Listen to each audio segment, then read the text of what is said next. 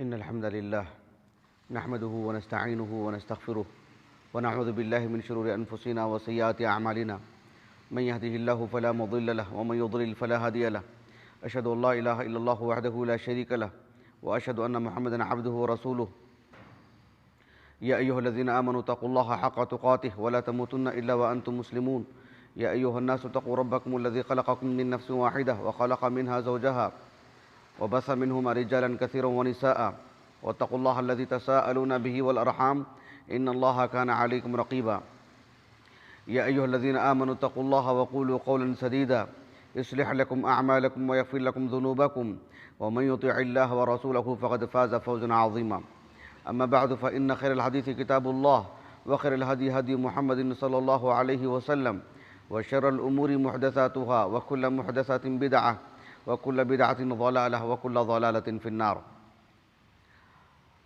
حاضرین جمعہ،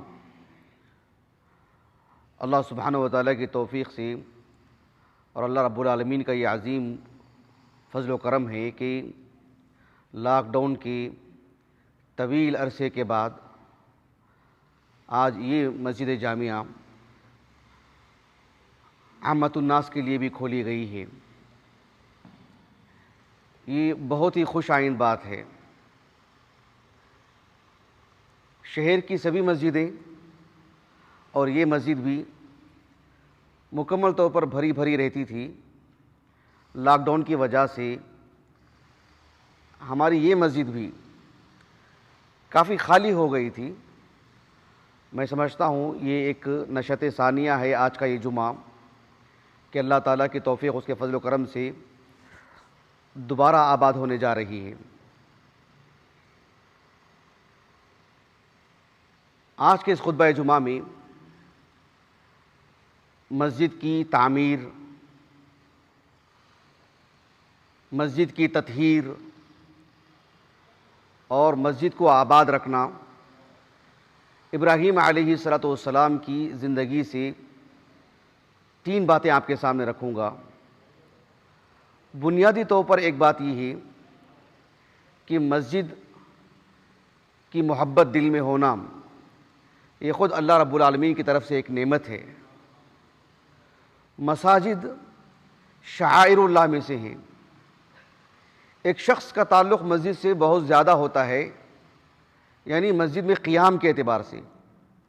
کسی شخص کا تعلق مسجد سے کم ہوتا ہے قیام کے تعلق سے، لیکن جب بات محبت کی ہو، تعمیر کی ہو، تطہیر کی ہو، اس کی دیکھ بھال کی ہو، اس کی شعائر کی عظمت کی ہو، تو وہ تو ہمہ وقت رہنا چاہیے، وہ مسلسل رہنا چاہیے۔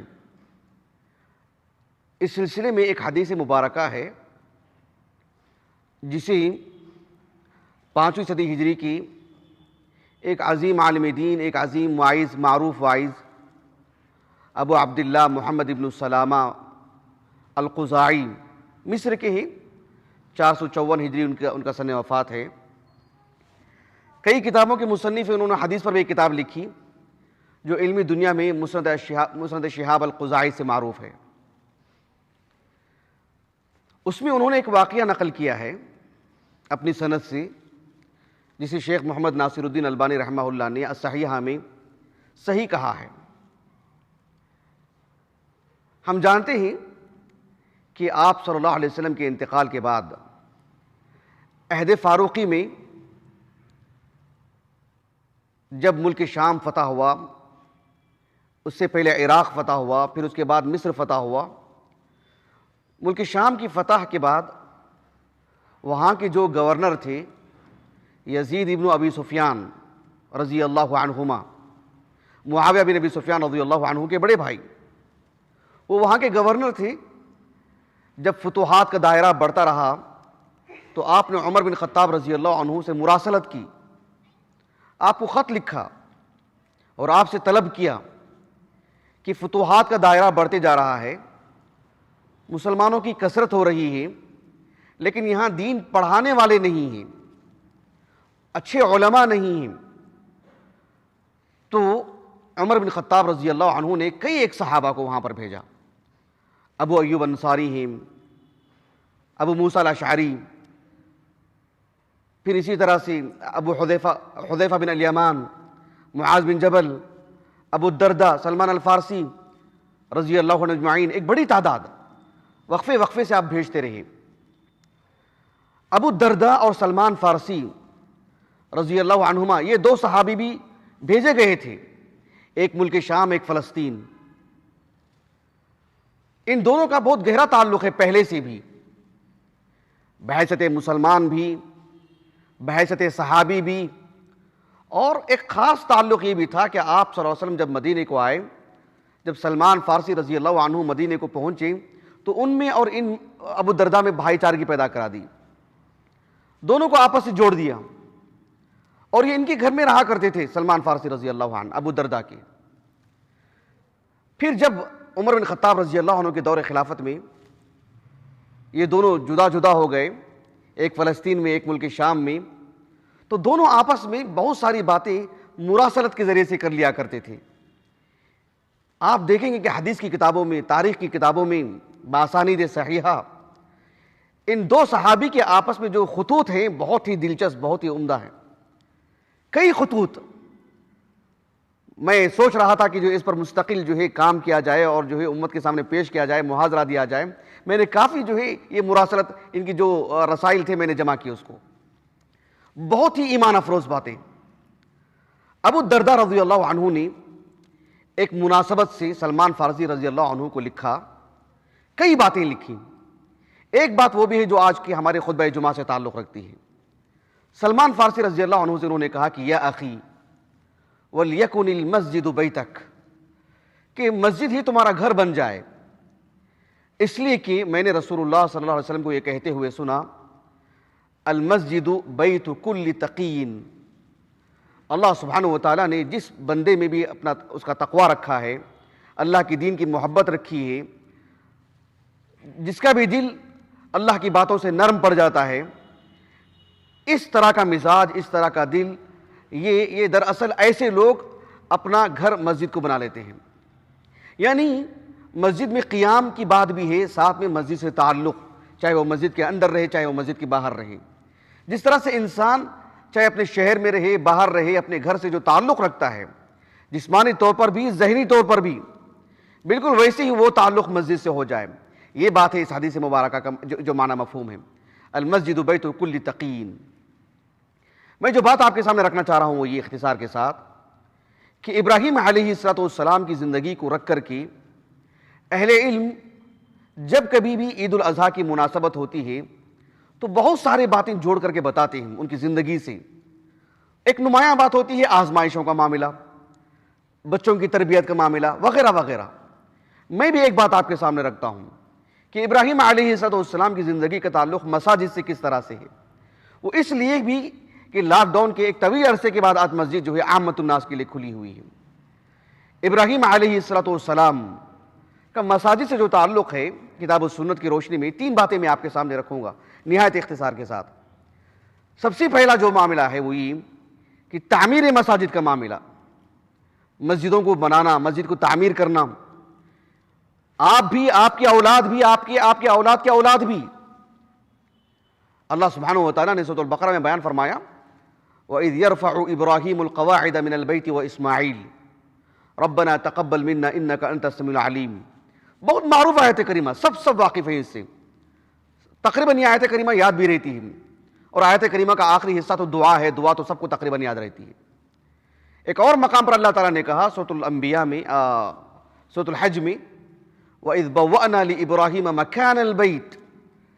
ان دو آیتوں میں جو بات بتائی گئی وہ یہ کہ ابراہیم علیہ السلام کو اللہ سبحانہ و تعالیٰ نے ایک جگہ کی نشاندہی فرمائی کہ یہاں پر کعبۃ اللہ بنائیں، یہاں پر مسجد بنائیں۔ پہلے سے ایک نشاندہی کر دی گئی تھی جب سے اللہ نے اس زمین کو بنائے ہیں، اس سے پہلے کوئی چیز وہاں پر تھی نہیں۔ ابراہیم علیہ السلام کعبۃ اللہ کے مجدد نہیں، مؤسس ہیں۔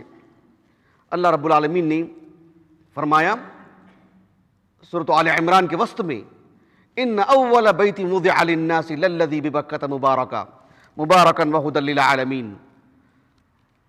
یہ آیات ابراہیم علیہ السلام کی زندگی سے متعلق ہیں۔ آپ اور آپ کے فرزند اسماعیل علیہ السلام نے کعبۃ اللہ کی تعمیر کی، کعبۃ اللہ کو بنایا، گویا کہ ایک مسجد بنائی ہے آپ نے۔ ایک حدیث مبارکہ ہے متفق علیہ، صحیح بخاری میں تو کئی مقامات پر ہیں، کتاب احادیث الانبیاء میں، دیگر مقامات پر بھی۔ ابو ذر الغفاری رضی اللہ عنہ وہ کہتے ہیں کہ میں نے اللہ کے رسول سے پوچھا صلی اللہ علیہ وسلم، ای مسجد وضع فی الارض اول، اس روئے زمین پر سب سے پہلے کون سی مسجد تعمیر کی گئی؟ آپ صلی اللہ علیہ وسلم نے فرمایا کہ المسجد الحرام۔ کہا کہ پھر کون سی؟ ثم ایو، کہا کہ المسجد الاقصی۔ کم بینہما، ان دونوں کے درمیان فاصلہ کتنا ہے، کتنی مدت ہے، ایک مسجد بننے کے بعد کتنے سال کے بعد دوسری مسجد بنائی گئی؟ آپ صلی اللہ علیہ وسلم نے فرمایا کہ 40 سنہ، 40 سال۔ غور طلب بات ہے کہ مسجد حرام اس کے مؤسس ابراہیم علیہ السلام ہیں، اور مسجد اقصی اس کے مؤسس یعقوب علیہ السلام ہیں، آپ کے پوتے اسحاق علیہ السلام کے فرزند۔ اس لیے کہ نص سے یہ بات ثابت ہے، قرآن سے یہ بات ثابت ہے کہ یعقوب علیہ السلام کی ولادت بھی ابراہیم علیہ السلام کی زندگی میں ہو گئی تھی۔ اس بات کو بہت ہی تحقیقی انداز میں ابن کثیر رحمہ اللہ نے لکھا ہے۔ مثلا آپ دیکھو سورۃ ہود میں اللہ رب العالمین نے فرمایا وامرأته قائمة فضحكت فبشرناها بإسحاق ومن وراء اسحاق یعقوب۔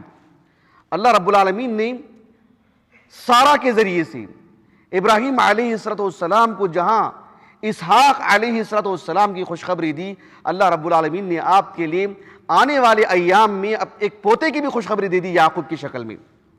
آپ کی زندگی میں ولادت ہوئی ان کی، وہ خوشخبری ان کی ولادت سے، ان کی زندگی سے تعلق رکھتی ہے۔ اللہ رب العالمین نے سورۃ الانبیاء میں بیان فرمایا وَوَهَبْنَا لَهُ إِسْحَاقَ وَيَعْقُوبَ نَافِلَةً وَكُلًّا جَعَلْنَا صَالِحِينَ۔ اللہ تعالیٰ نے آپ کو اسحاق عطا فرمائے اولاد کی شکل میں، تو پوتے کی شکل میں آپ ہی کی زندگی میں یعقوب کی بھی اللہ نے عطا فرمائے۔ اللہ نے سورۃ العنکبوت میں فرمایا وَوَهَبْنَا لَهُ إِسْحَاقَ وَيَعْقُوبَ وَجَعَلْنَا فِي ذُرِّيَّتِهِمَا النُّبُوَّةَ وَالْكِتَابَ۔ اس سے اور زیادہ صراحت اس آیت کریمہ میں ہے جو سورۃ البقرہ کی آیت کریمہ ہے۔ اللہ تعالیٰ نے فرمایا وَوَصَّى بِهَا إِبْرَاهِيمُ بَنِيهِ وَيَعْقُوبُ يَا بَنِيَّ إِنَّ اللَّهَ اصْطَفَىٰ لَكُمُ الدِّينَ فَلَا تَمُوتُنَّ إِلَّا وَأَنْتُمْ مُسْلِمُونَ۔ گویا کہ جہاں ابراہیم علیہ السلام نے اپنے بچوں کو وصیت کی، وہیں پر ان کے پوتے بھی موجود تھے، وہاں پر یعقوب بھی حاضر تھے۔ یہ خطبہ جمعہ ہے، میں اس مسئلے کو چھیڑنا نہیں چاہتا ہوں، بس اشارہ کر دیتا ہوں اس لیے کہ خطبہ جمعہ ریکارڈ ہو رہا ہے، کسی کے کام آ سکتی ہے۔ یعقوب وہاں پر اس پر جو مطلب حالت رفع میں ہے، یہ ایک اشکال ہے جسے حافظ ابن کثیر رحمہ اللہ نے بہت ہی تحقیقی انداز میں اس کو رفع کیا ہے، اس کو ضرور پڑھیے گا جسے میسر ہو۔ خلاصہ کلام یہ ہے کہ ابراہیم علیہ السلام نے مسجد کی تعمیر کی، اور آپ نے اپنے ساتھ اپنے فرزند کو رکھا اسماعیل علیہ السلام کو، اور پھر ایک وقت آیا کہ 40 سال کے عرصے کے بعد ابراہیم علیہ السلام کے پوتے یعقوب علیہ السلام نے مسجد اقصی کی تعمیر کی۔ مساجد کی تعمیر یہ آپ کے اپنے گھرانے کا ایک نمایاں پہلو ہے ابراہیم علیہ السلام کی زندگی کا۔ ایک دوسرا پہلو وہ ہے تطہیر کا، مسجد کو صاف رکھنے کا۔ مسجد کو صاف رکھنے کا معنی بہت وسیع ہے، جسے اہل علم تفاسیر میں بھی، شرح میں بھی حدیث کی، فقہی کتابوں میں بھی، کہ یا تو آدمی براہ راست جا کر کے مسجد کو صاف کرے، یہ سب سے عمدہ پہلو ہے، یا اس ذمہ داری کو نبھائے، یا کسی کو رکھ کر کے کام کروائے، اس کا احساس اسے دل میں ہو، اس کی قدر ہو اس کے دل میں، اس کی کڑی نگرانی کرے، جو بھی میسر اسے ہو سکتا ہے۔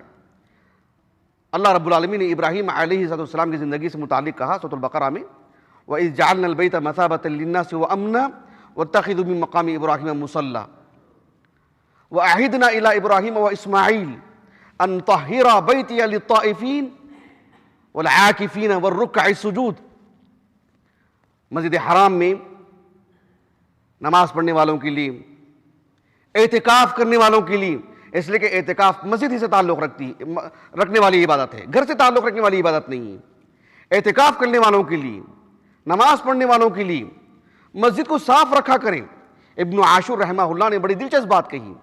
ابن عاشور نے کہا رحمہ اللہ التحریر والتنویر میں سورۃ الحج کی تفسیر کرتے ہوئے، اللہ تعالیٰ نے کہا وَإِذْ بَوَّأْنَا لِإِبْرَاهِيمَ مَكَانَ الْبَيْتِ أَلَّا تُشْرِكْ بِي شَيْئًا وَطَهِّرْ بَيْتِيَ لِلطَّائِفِينَ وَالْقَائِمِينَ وَالرُّكَّعِ السُّجُودِ۔ اس آیت کریمہ کی تفسیر میں ابن عاشور رحمہ اللہ نے کہا کہ جس طرح سے ایک شخص جب اسے اس کا علم ہو جاتا ہے کہ مہمان گھر میں آ رہے ہیں تو ظاہر بات ہے سامان کو ترتیب دیتا ہے، گھر کو صاف رکھتا ہے مہمان کی خاطر، کم از کم مہمان جہاں تک آتا ہے اس حصے کی تو صاف صفائی کر لیتا ہے۔ اللہ رب العالمین نے کہا کہ وَإِذْ بَوَّأْنَا لِإِبْرَاهِيمَ مَكَانَ الْبَيْتِ أَلَّا تُشْرِكْ بِي شَيْئًا وَطَهِّرْ بَيْتِيَ لِلطَّائِفِينَ وَالْقَائِمِينَ وَالرُّكَّعِ السُّجُودِ۔ اس کے بعد اللہ تعالیٰ نے کہا وَأَذِّنْ فِي النَّاسِ بِالْحَجِّ۔ اس کے بعد اللہ تعالیٰ نے کہا وَأَذِّنْ فِي النَّاسِ بِالْحَجِّ، پہلے گھر کو صاف کریں، بعد میں لوگوں میں ندا لگائیں، بعد میں لوگوں میں اعلان کریں۔ کہا کہ لوگوں میں اعلان کرنے سے پہلے کعبۃ اللہ کو صاف کرنے کا حکم دیا، ایسے نہیں کہ حجاج آنے کے بعد، حجاج آنے سے پہلے صاف کرنے کا حکم دیا ابراہیم علیہ السلام کو۔ تو یہ بہت دقیق بات ہے۔ خلاصہ کلام یہ ہے کہ ابراہیم علیہ السلام کی زندگی میں ایک دوسرا پہلو مسجد سے جڑا ہوا، ایک تعمیر کے ساتھ تطہیر، مسجد کی صاف صفائی، کسی بھی پہلو میں، یعنی شرک کی آلودگی سے بھی پاک کرنا ہے، بدعت و خرافات سے بھی، شور شرابے سے بھی، اور پھر کسی طرح کی بھی تلاعب اور کھلواڑ سے بھی، ہر طرح سے اسے پاک صاف رکھیں۔ اور ایک تیسری چیز جو ابراہیم علیہ السلام کی زندگی سے مساجد سے متعلق ملتی ہے وہ یہ ہے کہ تعمیر کرنا اور اس کو پاک صاف کرنا اور پھر اس کو آباد کرنا، مصلیوں سے، قرآن پڑھنے والوں سے، ذکر و اذکار کرنے والوں سے، شرعی علم پڑھنے پڑھانے والوں سے، اس کو آباد کرنا مساجد کو۔ ایک تیسری بات ہے، ابراہیم علیہ السلام نے جب ہاجر اور اسماعیل کو علیہم السلام مسجد حرام کے پاس لا کر کے چھوڑا، جبکہ کوئی چیز وہاں پر نہیں تھی، اس کی وجہ انہوں نے یہی کہا ربنا انی اسکنت، یہ سورۃ ابراہیم کی آیت کریمہ ہے، ربنا انی اسکنت من ذریتی بواد غیر ذی زرع عند بیتک المحرم ربنا لیقیموا الصلاۃ۔ اس کی وجہ یہ آپ نے یہ بتائی، بلکہ دعا کی اس کے لیے 2-3 آیتوں کے بعد اسی صورت میں رب اجعلنی مقیم الصلاۃ ومن ذریتی ربنا وتقبل دعاء۔ ابراہیم علیہ السلام نے مسجد کو بنایا بھی، مسجد کو صاف کیا بھی، آپ کی اولاد اور فرزندان کو بھی ساتھ لیا مسجد کی تعمیر میں، اور اس کی روح پھونکی، اس کی تربیت کی، اور جو ہے وہ ایک طرح سے وہ گرمی رکھی باقی اپنی اولاد میں بھی کہ وہ بھی مسجد بنائیں، ان کے پوتے یعقوب نے مسجد بنائیں، اور اس کو پاک صاف بھی کیا، اور پھر اس کو باقی بھی رکھا، آباد بھی کیا، اس کو مصلیوں سے آباد کیا، اپنے فرزندان کو لے کر کے آئے، اور پھر تعلیم و تربیت سے بھی اس کو جو ہے مطلب آباد رکھا۔ یہ تینوں چیزیں کسی بھی مسجد کے لیے بہت معنی رکھتی ہیں۔ مسجد کی صرف تطہیر ہو، مسجد کی صرف تعمیر ہو اور آباد نہ ہو، آباد تو ہو لیکن تطہیر نہ ہو، یا مناسب انداز میں تعمیر نہ ہو، کوئی بھی خلل رہ جاتا ہے۔